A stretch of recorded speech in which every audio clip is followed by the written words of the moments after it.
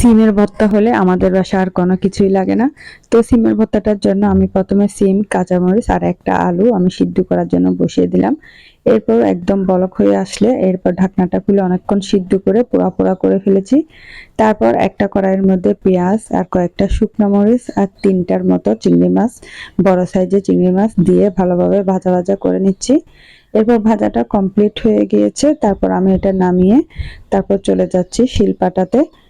তো শিলপাটাটা বিছিয়ে নিলাম। তারপর ভালোভাবে এগুলো একদম মিহি করে আমি বেটে তারপর নিয়ে নিচ্ছি। এর মধ্যে আমি বেশ কিছু ধনিয়া পাতাও দিয়ে দিয়েছি। একদম এই বাটাটা আমি একটু মিহি করে বাটবো। এটা হলে গরম ভাত দিয়ে আর কোনো কিছুই লাগে না। আর চিংড়ি মাছ যদি হাতের কাছে না থাকে, যে কোনো মাছের একটা পিস ভালোভাবে ভেজে তারপর দিলে চলে। যে কোনো মাছ ছাড়াও কিন্তু অনেক মজা এই সিমের ভর্তাটা। তারপর পেঁয়াজ কুচিগুলো আমি ভালোভাবে মিহি করে বেটে নিয়েছি। এরপর সবগুলো প্রায় বাটা হয়ে আসছে। তারপর আর একটু লবণ দিয়ে তারপর আবার আর একটু আমি বেটে নিচ্ছি।